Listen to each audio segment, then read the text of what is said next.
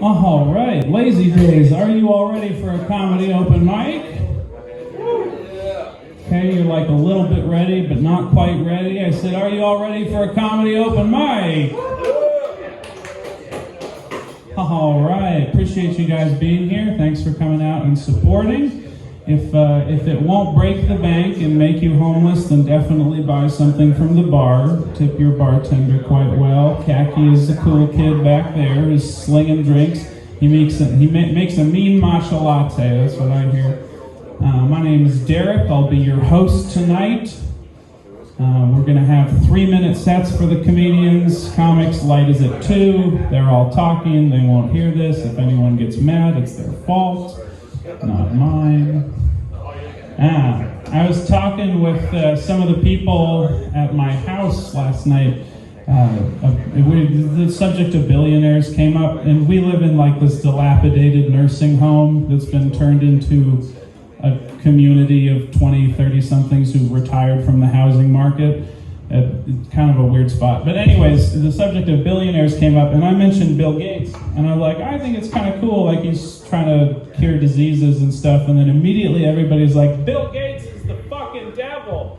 And I was like, okay, I'm interested. Tell me what you know. And of course, nobody told me anything that sounded like real information, but I was there for it. And I just got me thinking, like, how do so many poor people have such strong opinions on Bill Gates?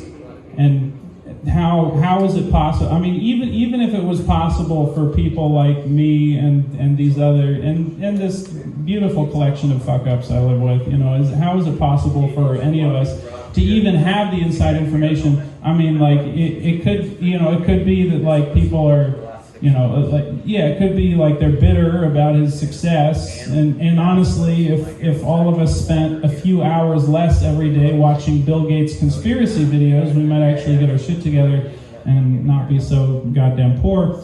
Anyways, I don't know if this is bringing people down. It's just a thought that I had last night about. And yeah, I mean, none of us know the guy personally. I was like, malaria, mostly gone. That seems pretty good. Ebola, almost got rid of it. That seems pretty good. I mean, the sanitation, toilets, I don't know, clean water. All right. Well, anyways, I'll move on from that.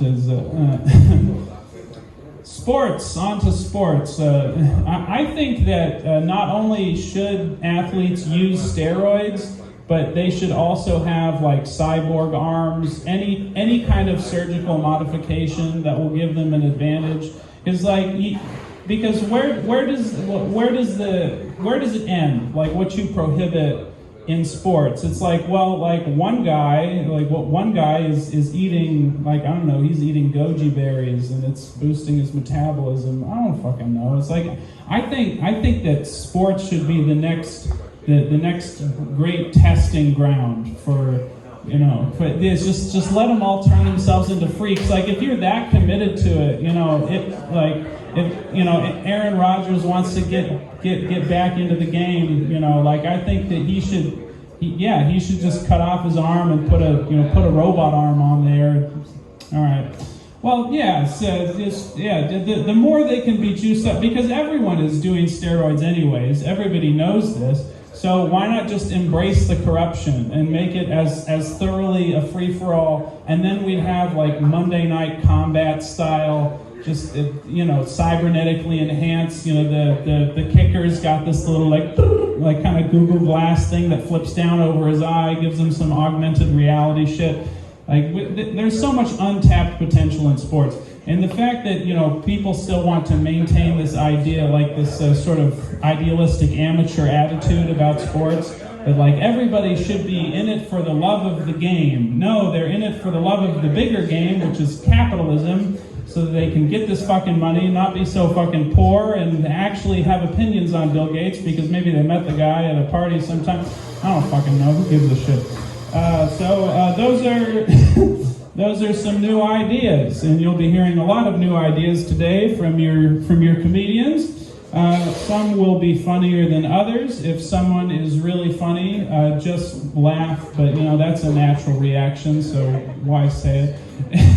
And if someone is not funny, feel free to react. I'm actually not against people booing comedians or telling them that they suck. Everyone is allowed to participate, and I think that's what makes it really exciting. If somebody gets butthurt, that's their problem, not yours. So yeah, let's all thicken up our skins and have a few shots fired. If you guys are ready for that, I want you guys to put your hands together for your first comedian of the night. On deck we have Robert Tabbitt, but right now let's really hear those claps and go woo! It's John McNair, everybody! Hell yeah! So they have royalty.